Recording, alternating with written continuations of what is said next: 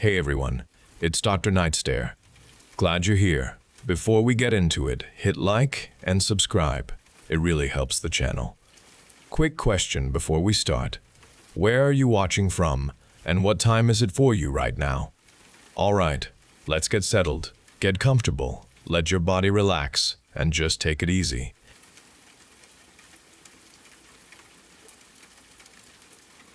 The engine coughed a struggling sound, then it went quiet. I tried the ignition again, but nothing happened. A sudden chill filled the car as the last residual heat dissipated. Outside, thick snow fell in relentless sheets, covering the windshield faster than the wipers could clear it. The world beyond the glass was a blurring white. I pulled out my phone, lifting it high, but no signal bars appeared on the screen. My chest tightened at the empty display. I was isolated. I took a deep breath, pushing down anxiety. The fuel gauge rested on empty. I had driven too far, pushed the limits of my tank through the worsening conditions. There was no going back now. The heater had stopped working the moment the engine died, and warmth left the enclosed space, replaced by a deep cold. My fingers were already stiff, losing their feeling, and a shiver ran through my body. I needed to move, to generate heat and find shelter. Staying in the car would mean freezing to death. I opened the glove compartment, searching for anything useful. A small flashlight rested there, beside a worn road map. Neither offered immediate solutions for my dead car in this blizzard. My gaze moved to the back seat. My emergency bag sat ready. I grabbed it. Inside were several extra layers of clothing, a full thermos of coffee, and some energy bars. I pulled on a thick wool sweater over my shirt, then layered a waterproof jacket on top, ensuring the hood was accessible.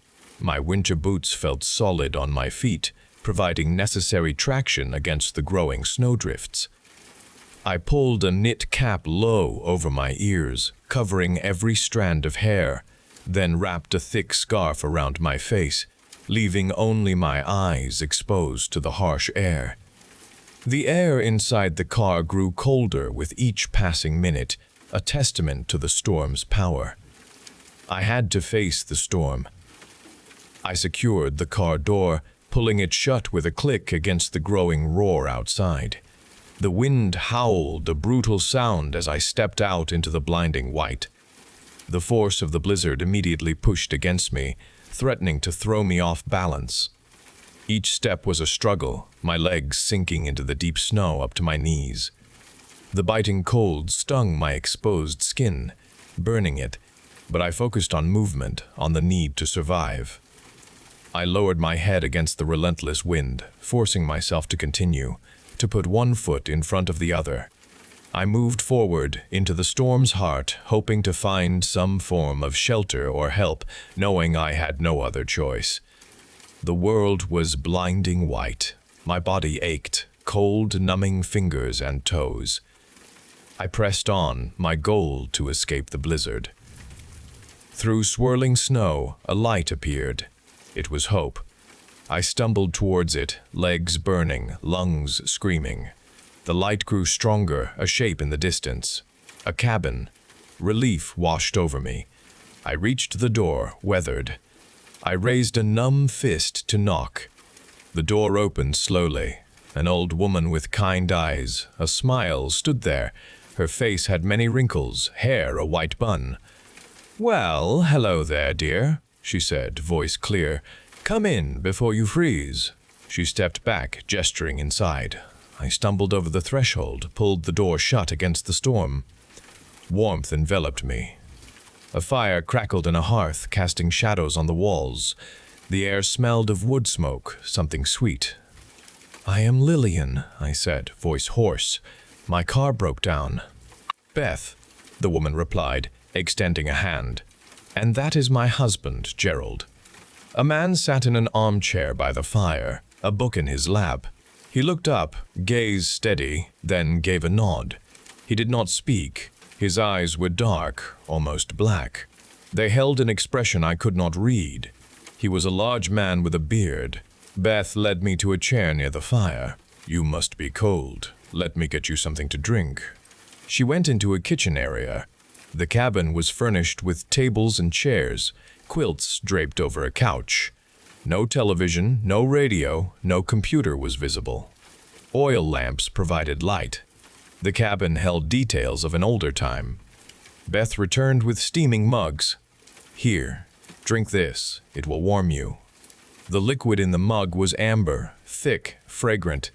It smelled of cinnamon and an earthy scent. I took a sip. The taste was unusual, sweet, with a strangeness that lingered. It was not coffee or regular tea. It warmed me quickly, heat spreading through my limbs, relaxing muscles. Gerald still sat by the fire, unmoving, gaze fixed on the flames. He had not spoken since my arrival. "It is quite a storm out there," Beth said, sitting opposite me, hands clasped. "We do not get many visitors this far out, especially not in this weather." Her smile remained, but her eyes held intensity. She watched me as I drank, head tilted. The warmth from the tea, with the cabin's heat, made my eyelids heavy. Lethargy began to move over me. The quiet of the cabin, broken only by the fire, grew in Gerald's stillness. Beth continued to speak, asking about my journey, but her words seemed to drift, blurring. My focus on her face became difficult. The tea had a powerful calming effect, almost too powerful. My thoughts felt sluggish, distant. Gerald finally shifted in his chair, turning his head to look at me. His dark eyes seemed to penetrate the warmth, and for a moment unease rose. The strong welcome contained something unspoken and heavy. Gerald's silence felt like observation.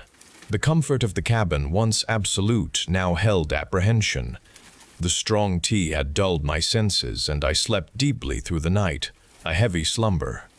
I woke feeling the warmth of the cabin and the lingering lethargy from the strange brew.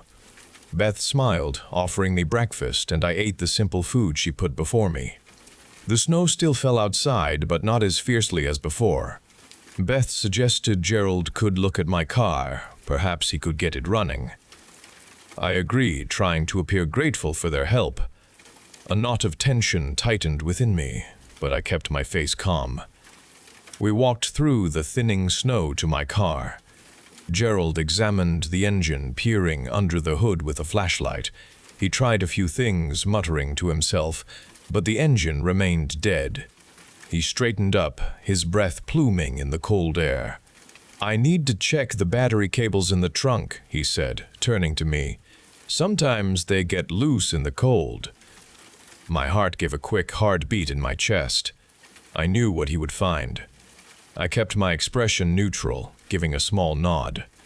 Gerald walked to the back of the car and pulled the latch. The trunk lid lifted with a soft click and a mechanical groan. The interior light flickered on, illuminating the space within. 2 large bundles lay there, wrapped tightly in dark, heavy tarpaulins. The shapes were unmistakable, human forms bundled and tied. Gerald froze, his hand still on the trunk lid. He stared, his body rigid, then slowly turned his head to look at me. His dark eyes widened, disbelief and horror clear in their depths. His mouth opened slightly, but no sound came out. "They deserved it," I said, my voice quiet, calm. The cold air did not affect my words. My husband and my best friend. They betrayed me. I stepped closer, my hand moving to the small toolkit I kept by the back wheel well. My fingers closed around the cold, heavy metal of a tire iron.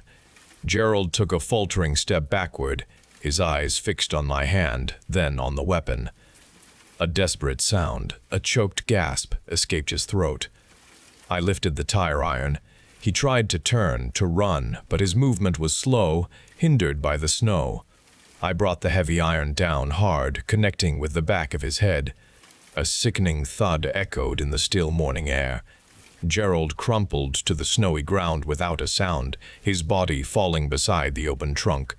A dark stain began to spread across the white snow around his head. He did not move again. I stood over him, my breath steady, my grip firm on the iron. There was no emotion in me, only a cold certainty.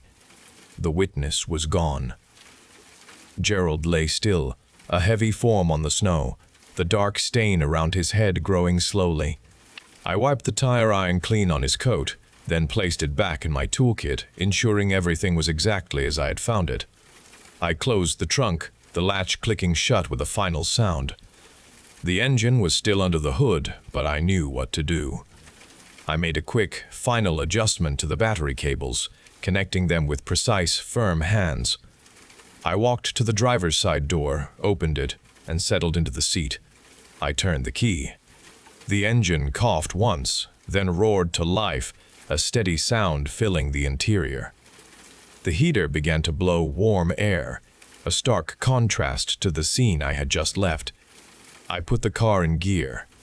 I drove away from the cabin, leaving the bloody scene and the silent man behind.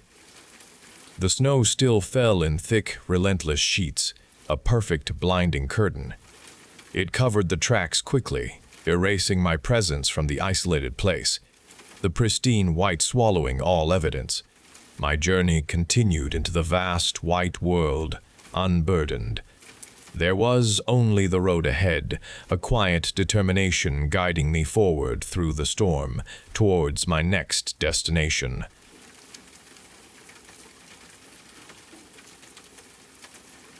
I found the meat on the kitchen counter. It was a dark, irregular chunk, unlike anything I had ever seen in our home or any butcher shop. Its texture seemed off, not quite muscle, not quite fat, and its color held a depth that felt wrong under the bright kitchen lights. Gage was not there. His keys hung on their hook, his wallet sat on the dresser, and his car remained parked in the driveway. The house was too quiet without his usual morning presence, and the peculiar meat felt like a warning placed specifically for me to find. My initial worry turned into a deep, chilling fear as hours passed without any word from him. I called the police, describing Gage's sudden disappearance and the strange substance I discovered. The officer who responded listened to my frantic explanation, then gave me a dismissive look. He suggested men sometimes needed space, and he mentioned how often spouses simply left without a trace. He said he would file a report, but his tone indicated little urgency or belief in my story, and he barely glanced at the chunk of meat I offered as evidence. His indifference solidified my growing dread, a heavy weight pressing down on my chest that I could not shake. The police provided no answers, leaving me alone with my growing apprehension. I went through Gage's things, searching for any clue, and found his recent bank statements. They detailed a series of increasingly large cash withdrawals, followed by purchases at hardware stores I knew he never frequented, and then several payments made to a motel on the outskirts of town, a place notorious for its abandonment and disrepair. The transactions made no sense, and a desperate intuition compelled me to act. The cold official response had failed me, and I needed someone who would genuinely listen. I hired a private investigator the next day, a quiet man named Miller with tired eyes but a focused demeanor. I explained everything, leaving nothing out, and handed him the bank statements along with a photo of Gage. Miller worked quickly, tracing the addresses, talking to people near the hardware stores and the motel. 2 days later, he called me with his findings. Gage had been seen making strange purchases, unusual items for anyone, let alone my husband. He visited the run-down motel repeatedly, spending long hours inside. Miller confirmed the payments were ongoing, securing a specific room number. The private investigator's words confirmed my worst fears and intensified my desperation. The knowledge that Gage was in that decaying motel, involved in something so bizarre, became an unbearable burden. My blood felt cold in my veins, and my hands trembled constantly. I drove towards the abandoned motel, Miller's instructions etched into my mind, the image of that dark, unsettling meat burning behind my eyes. I needed to know what had happened to my husband, and I needed to know it now, before my growing fear consumed me completely. The motel stood desolate, its windows like vacant eyes staring out at the overgrown lot. A rusted sign creaked above the entrance, its letters faded and peeling. I gripped the cold, heavy key Miller had given me, my knuckles white with tension. Each step I took towards the designated room felt like an act of pure defiance against the creeping terror in my chest. The door stood slightly ajar, a dark invitation, and a sickening smell wafted out into the oppressive air. It was a smell of something rotten, something dead, but also something else, something metallic and sweet that turned my stomach. I pushed the door open, the old wood groaning a protest that seemed to echo my own internal scream. The room was a black pit, the single window offering little light through the grime-covered pane. My eyes struggled to adjust, but the smell assaulted me instantly, a thick, cloying stench of decay that made my gorge rise. It was worse inside, a miasma of putrefaction that permeated every fiber of the air. The floor was dark with old stains, the bed a twisted mess of sheets and blankets, but my gaze fixed on the center of the room. There, scattered across the threadbare carpet and splashed onto the walls, were fragments. Chunks of something, dark and irregular, slick with glistening moisture. My mind struggled to process the shapes, the textures, the absolute wrongness of it all. It was meat, raw and dismembered, but not from an animal. A terrible, undeniable certainty began to form in my mind, a truth too vile to contemplate. These were human remains.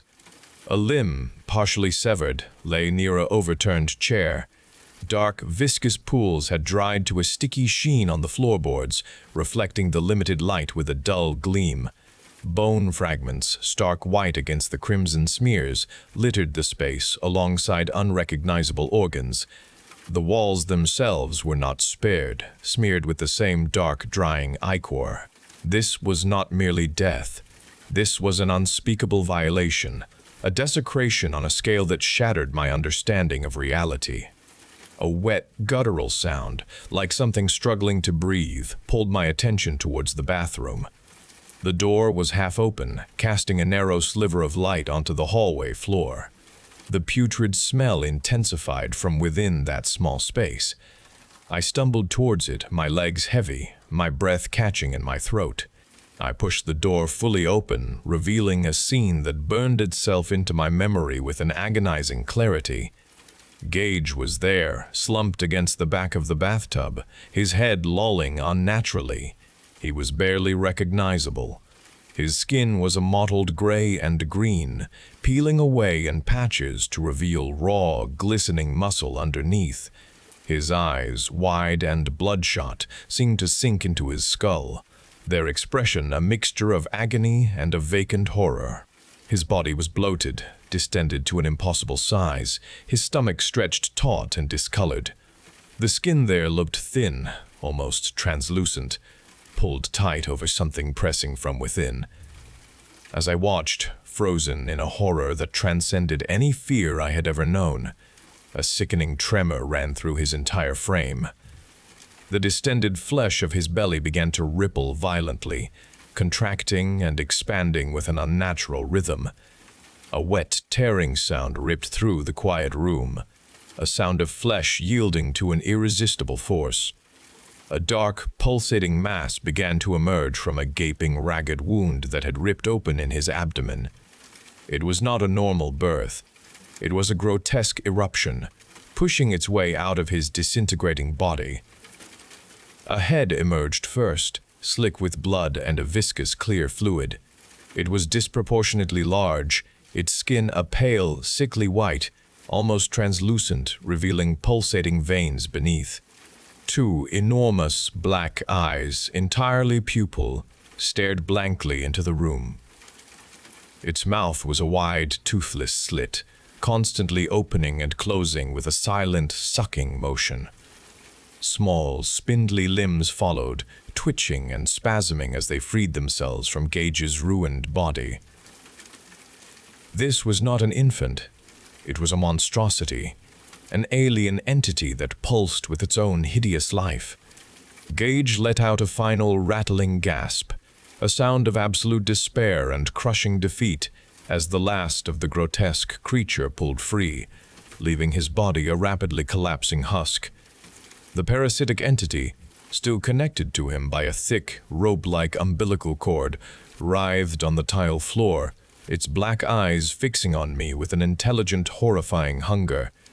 Gage's eyes, though sunken and filled with agony, focused on me.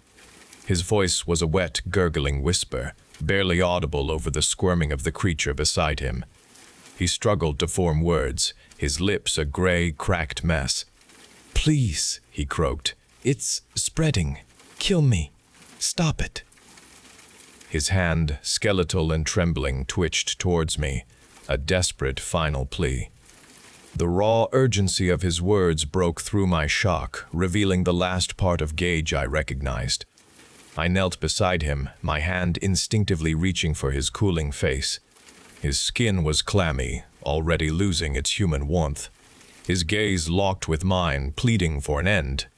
There was a clarity in his eyes, a flicker of the man I loved, begging for release from this monstrous possession. I leaned in close, pressing my forehead against his. The metallic scent of his decay filled my senses. I felt the last physical connection to him, a final, disturbing goodbye to the man I had known.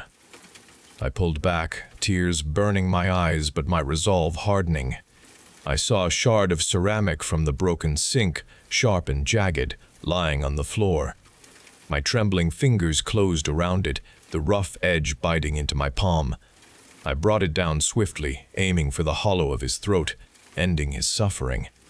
His body spasmed once, a final convulsive tremor, and then went still. The creature beside him gave a high-pitched, sucking shriek, its head whipping towards me. I ignored it, my gaze fixed on Gage, now truly gone. I stood up, my legs barely supporting me. The stench, the sight of the creature, Gage's dead body, all pressed in on me. I stumbled out of the bathroom, away from the abomination still writhing on the tile. I pushed past the carnage in the motel room, not looking back at the scattered remains. The door groaned as I pulled it shut behind me, sealing the horror within. I ran, not caring where I went, the cold night air a shock against my skin. My body ached, my throat raw from choked screams. I drove away, the motel disappearing in my rearview mirror, a memory that would forever haunt me. The weight of what I had done, what I had seen, settled deep in my bones. Days turned into a blur of numb existence. I ate little, slept less, living in a constant state of shock and disbelief.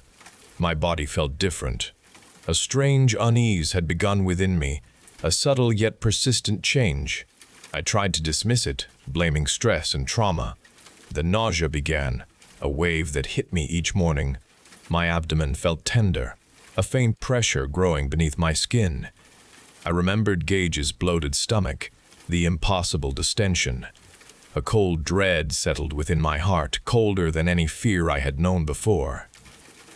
I bought a test, my hands shaking as I performed the simple task. The results stared back at me, stark and undeniable. Positive. It was inside me. The entity, Gage's horror, now lived within me. I pressed my hands to my stomach, a desperate revulsion swelling within me. This was not life. This was a continuation of the horror that destroyed Gage. I would not let it happen again. I would not carry this thing. I would end it, before it could ever take root and grow, before it could become another monster. I would kill it. The vow was a desperate whisper in the empty house, a promise of violent defiance against the horror that had found me.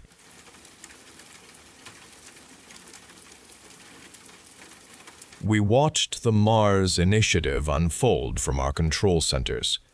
The United States and the new Soviet Republic had hurled their best vessels and mines towards the Red Planet, each nation eager to plant its flag first and claim dominion over vast new territories. Our early colonization efforts focused on establishing self-sustaining outposts, projecting national power, and securing orbital routes. Each new hectare of surveyed land, or every additional ton of processed regolith, represented a victory in this new silent war for interstellar supremacy. Then the first reports came from the NSR's deep subsurface drills. They unearthed something impossible beneath the arid plains. Initially, our analysts dismissed the fragmented data, but subsequent confirmations arrived from independent U.S. probes. The NSR teams had discovered bodies, unequivocally non-human in origin, embedded within layers of Martian rock. Their forms were skeletal yet perfectly preserved, their interiors not bone or tissue, but a solid crystalline substance resembling polished stone. This discovery changed everything. The race for colonization died overnight, replaced by an urgent, terrifying pursuit. Both global powers immediately reprioritized all Martian assets. Our engineers halted plans for agricultural domes and redirected their focus to excavation. Geologists became archaeologists, tasked with penetrating the Martian crust, seeking any further evidence of the impossible civilization that left these stony remains. The competition intensified, no longer about staking claims for our future, but about unearthing an ancient, chilling past. Our dig teams operated with a precision born of necessity, their remote sensors and automated drills systematically mapping and extracting samples from designated sectors of the Martian crust. ABT 1957-3, an American deep-core drilling team, was assigned to Sector Gamma 7, a vast geological anomaly identified during initial orbital scans. We monitored their progress daily, a steady stream of telemetry flowing back to Earth, confirming drill depth, atmospheric readings, and geological composition. It was a routine operation, one of hundreds spread across the red planet, each vying to unearth another fragment of the impossible ancient civilization. Then, the data feed from ABT 19573 wavered, the telemetry flickering on our screens. A voice confirmed as Dr. Eris Thorne, lead xenogeologist aboard the OSDS Pathfinder, and designated ABR 1939-8, broke protocol. His voice, usually calm and analytical, was tight, strained by urgency as it pushed through the immense distance. It was not a formal report, but a fractured, garbled exclamation, barely coherent against the heavy static. Found it. We found it. Oh God, we found it. The transmission then cut off abruptly, the line going dead. We stared at the blank screen, the silence from Sector Gamma 7 ringing louder than any alarm. Our communications specialists immediately initiated a full-spectrum hailing sequence, sending automated pings and voice queries across every available channel. Each attempt returned nothing but atmospheric noise and the faint echo of our own signals. The silence persisted, a complete and unyielding void where the active feed from ABTT 1950-73 had been. Their sudden, unexplained disappearance left us with only 3 words, heavy with implication and intense curiosity. Command wasted no time. Within hours, a rapid response search and recovery mission was authorized and launched, fueled by the unsettling suspicion that those 3 words heralded a discovery far greater than we could have ever imagined. Our vessel's magnetic clamps engaged the OSDS Pathfinder's derelict airlock, securing our connection. We cycled the hatches, pressure equalizing with a hiss, then pushed into the main corridor.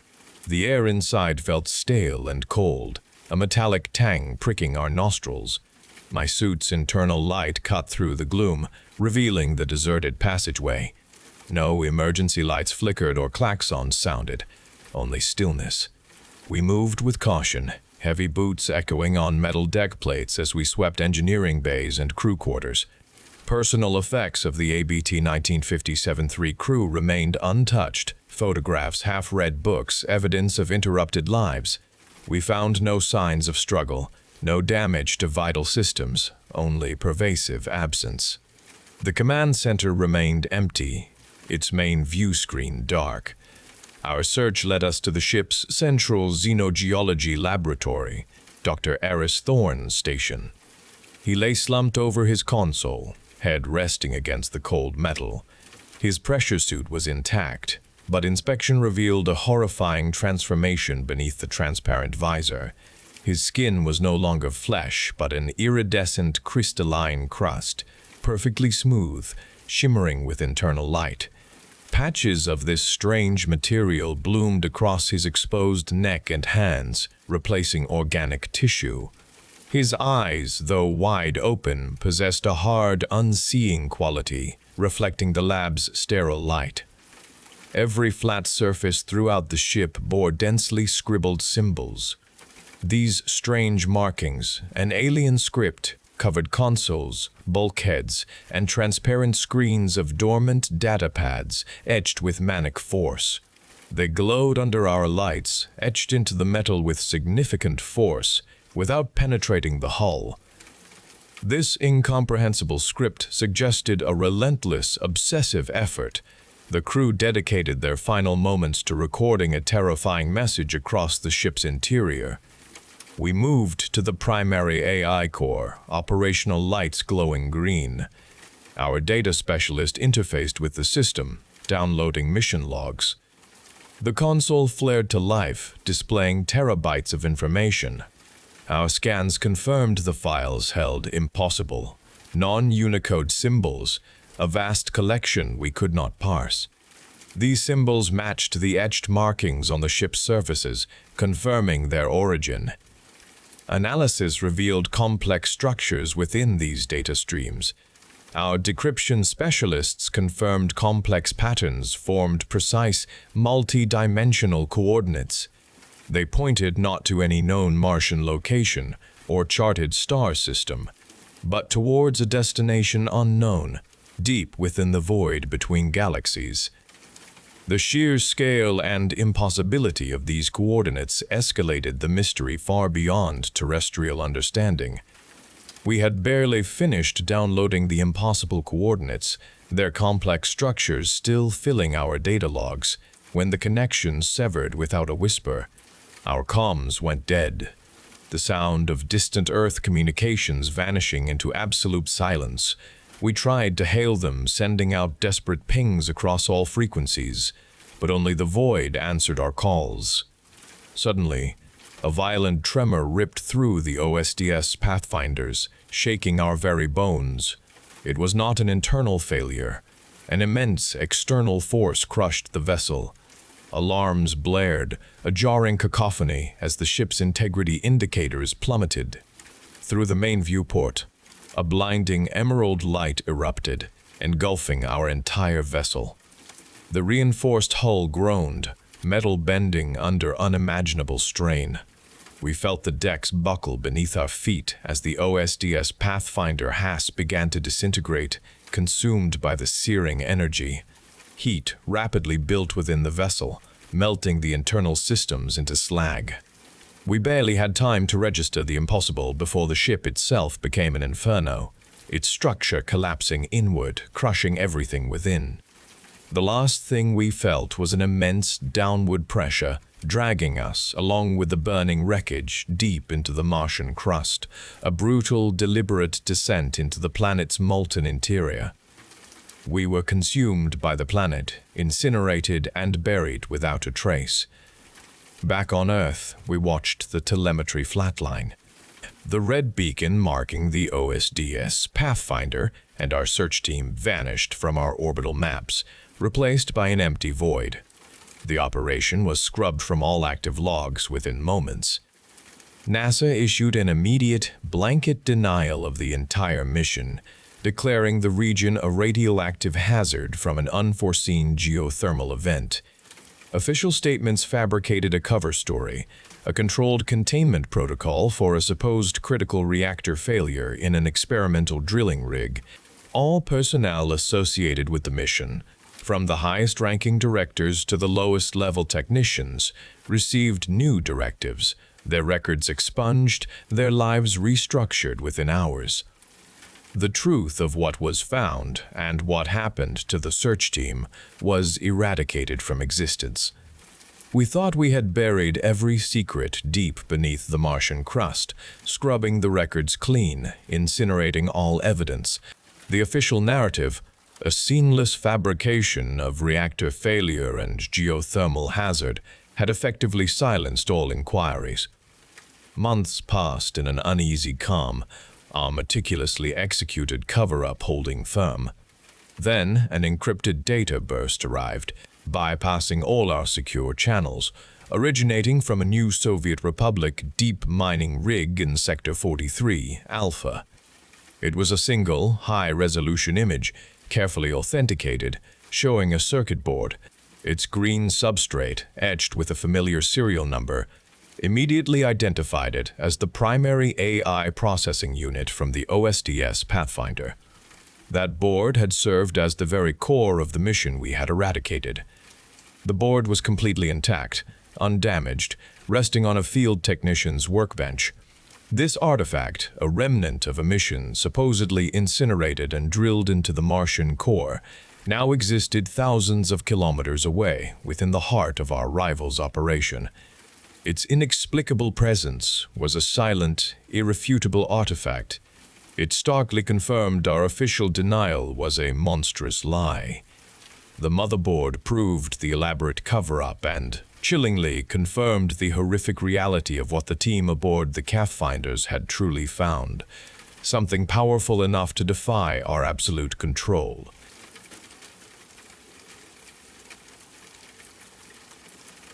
The morning sun always touched the kitchen table first and made the dust visible on the old wooden surface.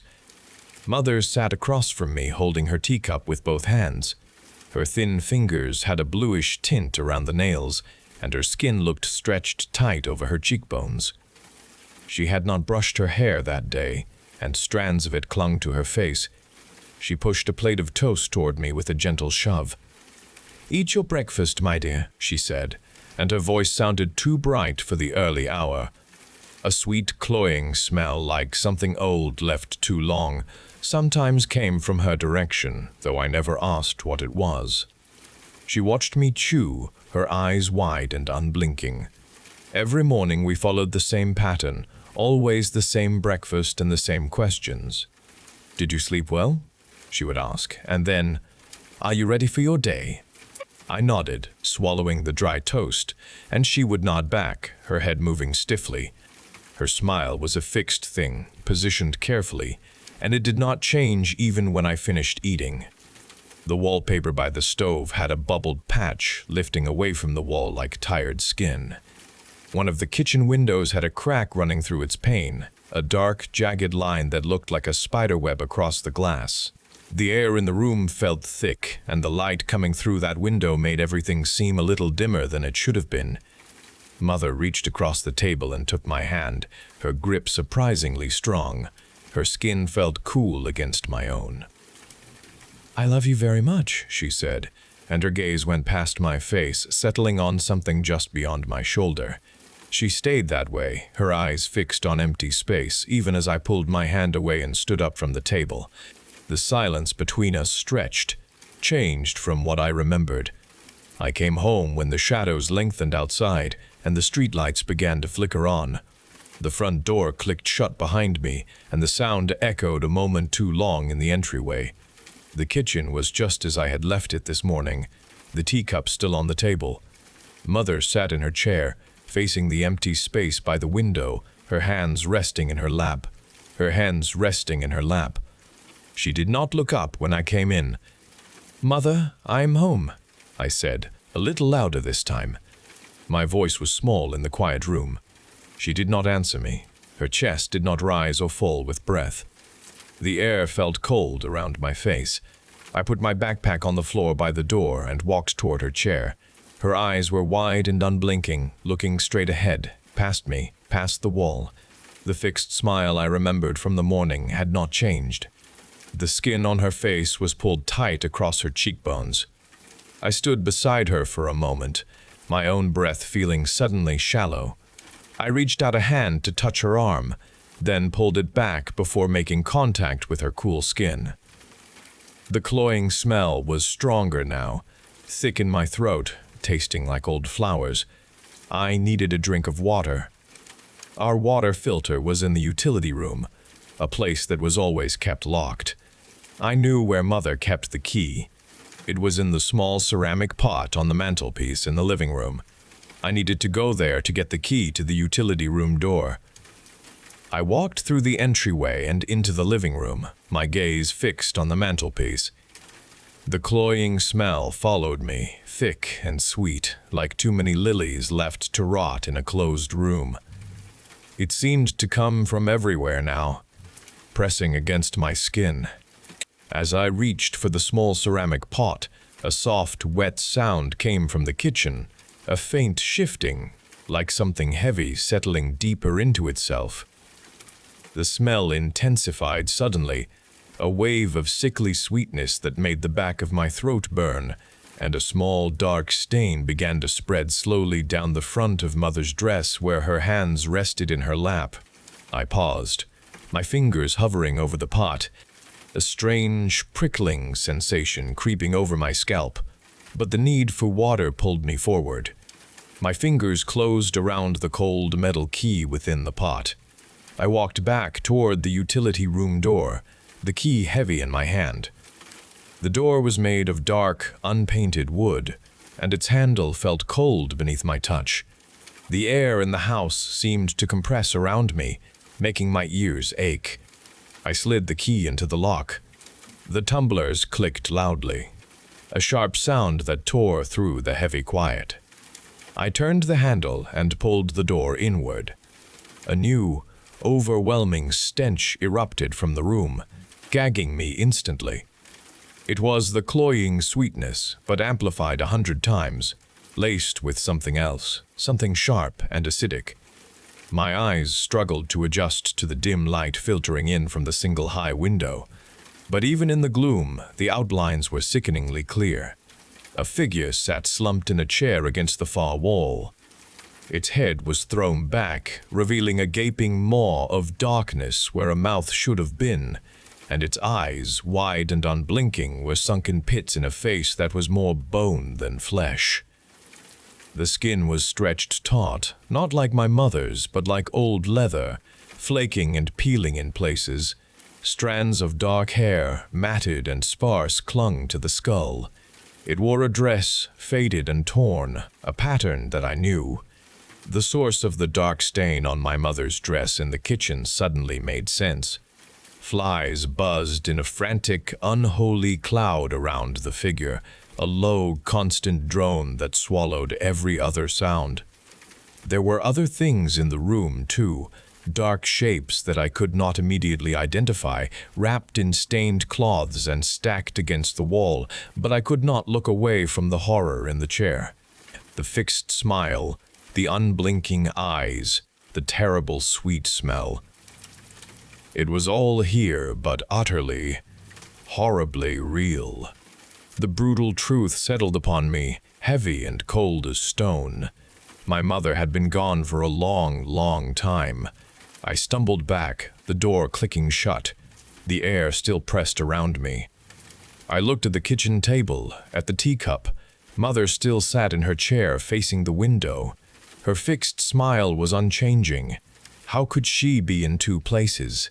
The woman in the kitchen seemed so solid, so real.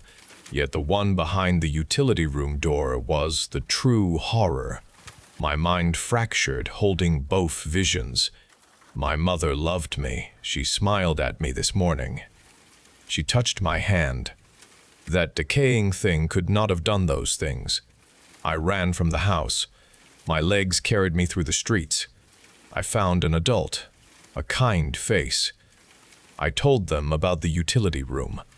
I spoke of the other mother, the true mother. I described the flies and the smell. I spoke of the unchanging smile, how her hand had felt cool. They looked at me with pity, They said my mother was sick. They said I imagined things. They said grief could do strange things to a child's mind. I tried to explain again. They shook their heads. No one believed me. The world outside the house felt solid and normal. Its people saw only ordinary things. I lived with the knowledge. The smell lingered in my nose even when I was far away. My mother loved me, and she was gone. The smile of the kitchen mother, now a terrifying mask, followed me. I knew a truth no one else would accept.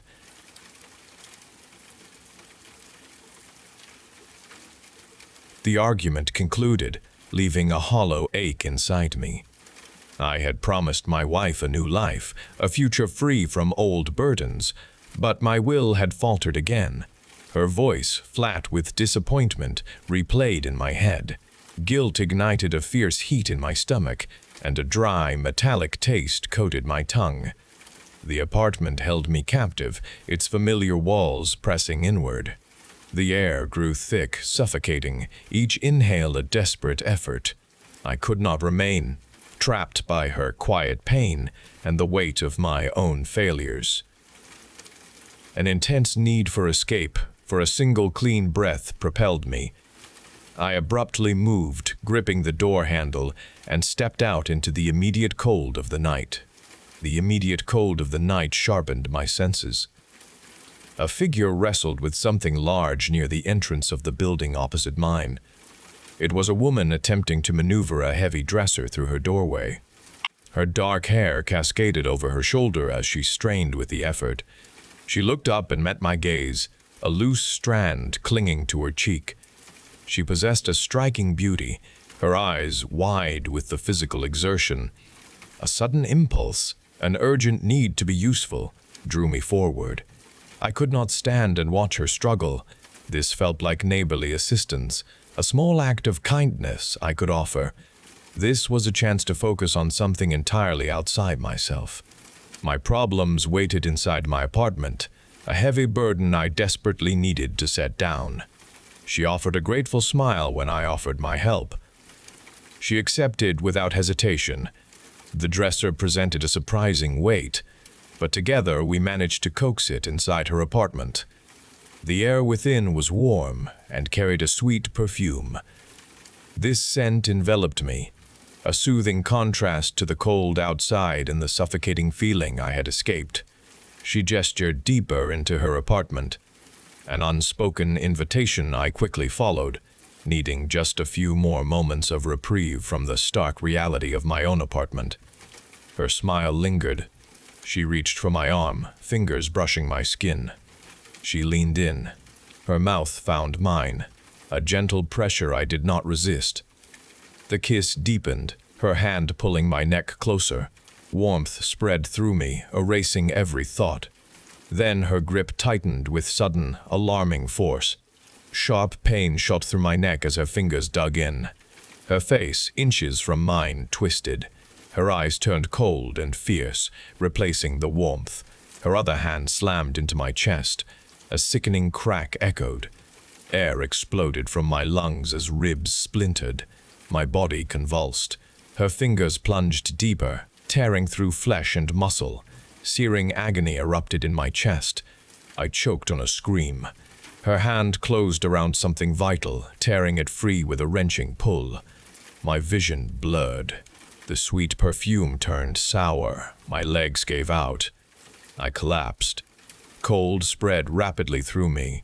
My last breath shuddered out. A desperate gasp. Light dimmed, then faded to black.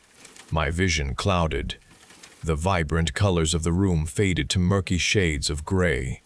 The sharp agony in my chest dulled into a spreading ache, stealing my breath. A ringing started inside my ears. My body grew heavy, pinned to the floor, yet I still felt myself slipping, losing connection with the hard reality beneath me. Then I heard distinct footsteps, soft at first, growing louder, approaching from deeper within the apartment. My head lay angled towards the inner hallway, and my eyes struggled to focus. A figure emerged from the shadows. It was my wife. She stepped into the dim light.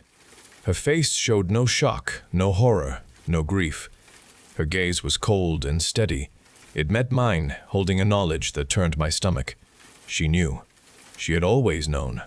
The neighbor stepped back from me. She looked at my wife, a small smile touching her lips. "He never suspected," the neighbor said, her voice clear. "Your father would be proud, mother." My wife nodded slowly. Her eyes remained fixed on me. "He was always so predictable," she said. A broken promise here, a sudden impulse there. It was all so simple. The ringing in my ears intensified. The cold deepened. My wife looked at the neighbor again. "The harvest is complete." The neighbor's eyes, no longer beautiful, gleamed with dark satisfaction. My wife's words echoed in my fading mind. Then everything went dark.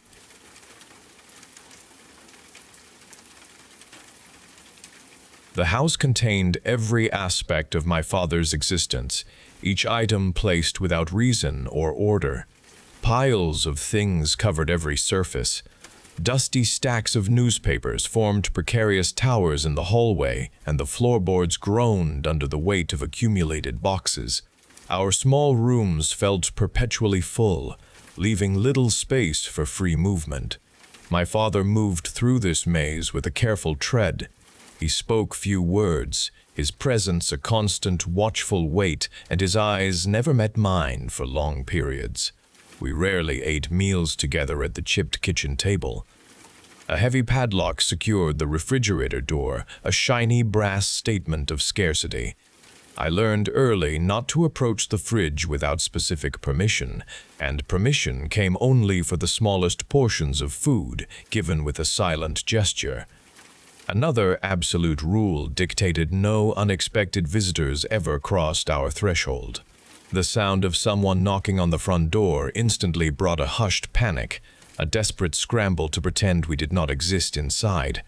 We would hold our breath until the footsteps faded away. Most significant were the black garbage bags. They stood in corners of every room, leaning against walls, filling vacant spaces under windows and beside door frames. Some bags were small, barely containing anything. Others bulged with unseen contents tied with coarse string.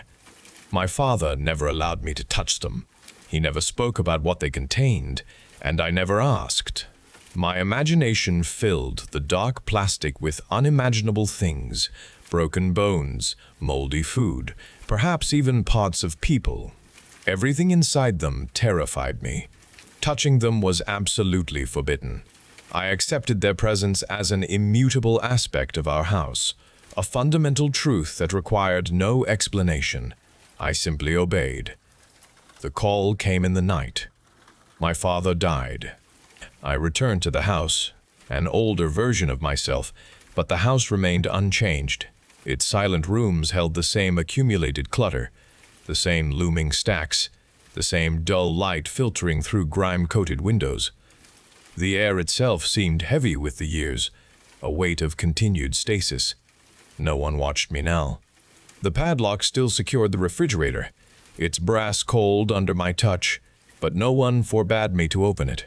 I did not, the habit too deeply ingrained. My eyes found the black bags first. They stood where they always had, silent and still in their familiar places.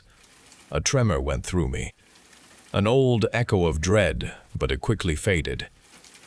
This was my house now. There was no one to stop me. I walked to the largest bag leaning in the hallway, its plastic surface dull and dusty. My fingers, surprisingly steady, untied the coarse string at its neck. I pulled open the top. Inside lay crumpled newspapers, empty tin cans and broken plastic containers. No horror. No secrets, only the ordinary refuse of daily life, long abandoned. I moved from bag to bag, a methodical pilgrimage through the house. Each one yielded a similar collection: yellowed magazines, tattered clothes, empty food wrappers, discarded packaging materials. One bag held only old, broken toys I vaguely remembered from my early childhood. Another contained a collection of dead batteries and tangled electrical wires. The mystery that had fueled years of fearful speculation dissolved with each open bag. There was no dark secret hidden within the plastic. The bags contained only rubbish, accumulated waste without malice or deeper meaning.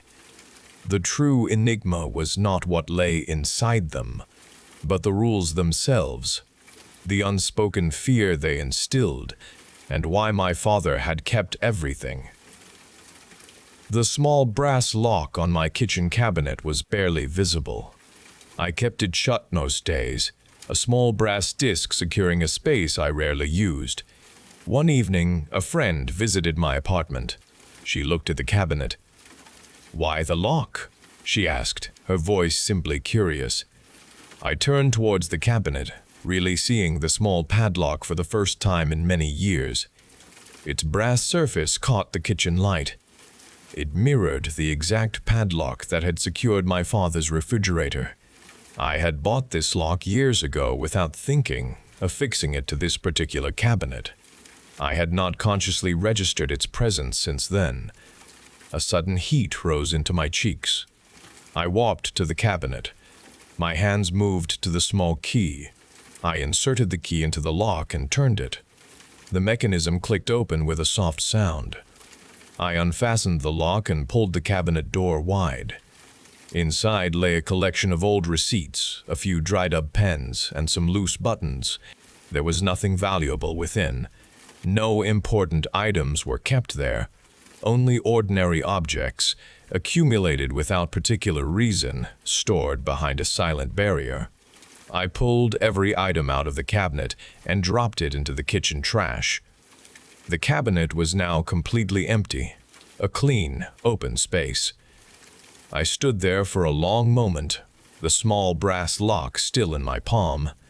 It was a tangible object from my past, a silent witness to ingrained rules. I did not discard it. I walked to my desk and placed the lock into a small drawer. Its solid weight felt real against my fingers. I understood that fully breaking free from old habits required time. The fear of scarcity, the constant need for rigid control, the unspoken rules that had governed my childhood home, they did not vanish quickly. They slowly receded. But they left indelible marks behind. I had opened the black bags. I had emptied the cabinet. The lock remained, a quiet reminder.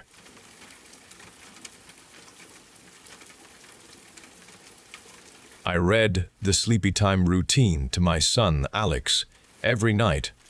It was his favorite book, a comforting ritual before bed. Tonight, as I turned to the page where the boy brushes his teeth, the boy on the page no longer looked happy, his eyes now darting to the side. I blinked, dismissing it as fatigue, but then they shifted again, fixing on the illustrated shower curtain in the background. A dark shape now seemed to ripple behind the plastic, a shadow where no shadow should have been. I stared, my heart quickening as the innocent drawing held an undeniable menace. I turned the page, and the next illustration showed the boy in his pajamas, standing alone in a dark hallway. From the shadows, a figure with an impossibly long neck peered out from behind a doorframe, watching him with an unwavering gaze.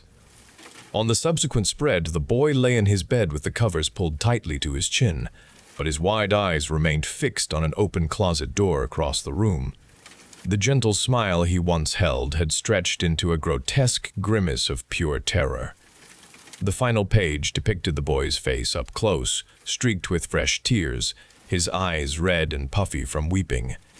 Beneath his distressed image, the phrase, "Sleep tight," stood in bold, cheerful letters. Alex snored beside me, oblivious, already drifting into his own slumber. The terror of the shifting images felt too real. I snatched the book from Alex's sleeping hands.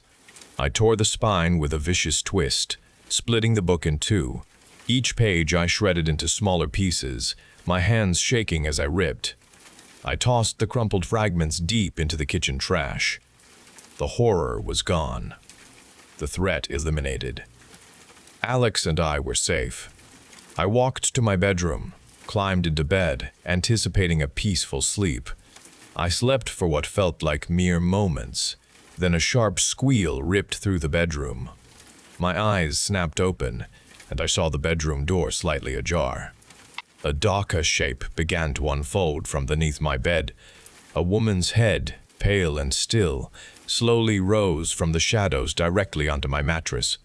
Her neck stretched upward, impossibly long, reaching past the edge of the bed. Long, bony fingers extended next, wrapping around the carved wood of the bedpost closest to my face. Her grip tightened on the wood. The pale woman's eyes were fixed on my face. She did not blink. She remained there, staring at me, without moving, without a sound, as the dark night slowly gave way to the first slivers of morning light. The first rays of sunlight touched my room, and the pale woman's head slowly withdrew from beneath my bed. Her impossibly long neck pulled back, and her bony fingers released the bedpost. She slipped through the slightly open closet door. I moved from that house, and then from the next one, and the next, but it made no difference.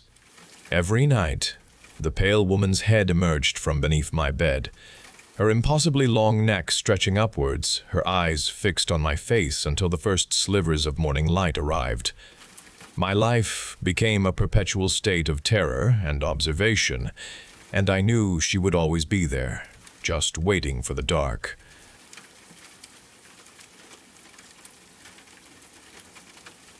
I woke early and went to our room. Sunlight entered through the window. My love lay still in the bed. I leaned over him and brushed my lips against his forehead. His skin felt cool. "Good morning, my dear," I whispered. He did not respond. I did not expect him to answer. This was our morning ritual. I pulled back the blankets, careful not to disturb his position, and began to clean him. He needed fresh clothes every day. I spoke to him about the weather outside and the birds singing in the garden. He always listened. I combed his dark hair and arranged it just so. His eyes remained closed. I knew he was comfortable. I placed a kiss on his cheek again before dressing him in a clean shirt. Outside, a shrill voice cut through the air. Mrs. Henderson again. "Anna, are you home?" she shouted. I ignored her. She always made such a racket. The front door rattled. She pounded on the wood. "There is a terrible smell coming from your house," she screamed. "The whole street is talking." I heard other voices joining in, low murmurs becoming louder. They spoke of strange noises late at night. I simply closed our window to block them out. My love deserved peace. He just needed to rest. Their complaints meant nothing. I picked up his hand and held it. His fingers were stiff, but I loved their feel. The world outside could wait. I had my love. The shouting outside grew into a continuous clamor. I heard them discussing the smell again, their voices filled with anger. I pulled the curtain across our window, wanting to keep their negativity from our space. A sharp rap sounded at the front door. I knew this knock was not Mrs. Henderson's frantic pounding. This knock held a different weight, a firm authority. A man's voice spoke, clear and stern, demanding I open the door. I did not move from my love's side. He needed me here. Another voice joined the first, deeper. They stated they were police officers. They said they had received multiple complaints. They spoke of a welfare check. I tightened my grip on my love's hand. His skin felt cool beneath my palm. "They are trying to disturb us, my dear," I whispered to him, my voice low. "They do not understand our peace." The knocking continued, growing more insistent, resonating through the entire house. Then the man's voice again, louder this time.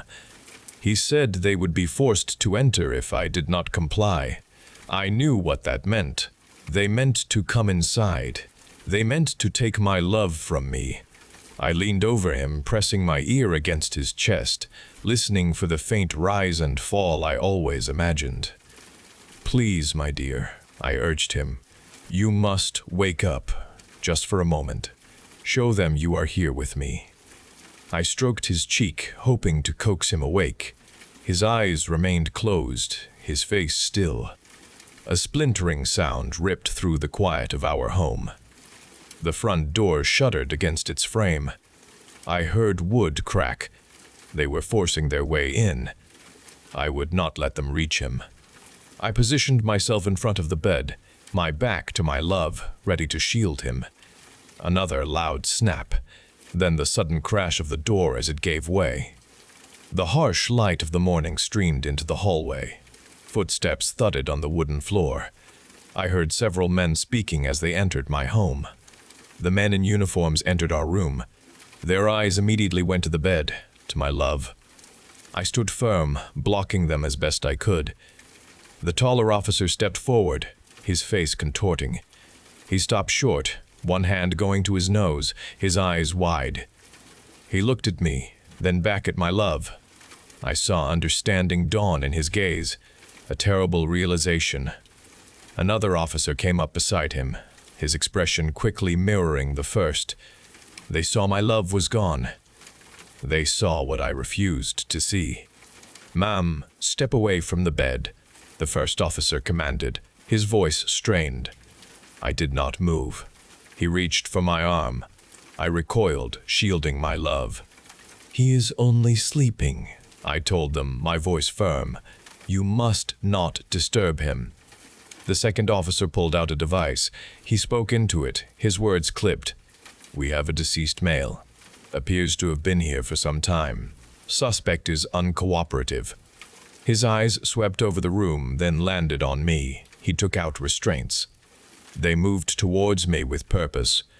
I knew they meant to take him. I knew they meant to separate us forever. My heart pounded against my ribs. "No," I cried, my voice rising. "You cannot touch him.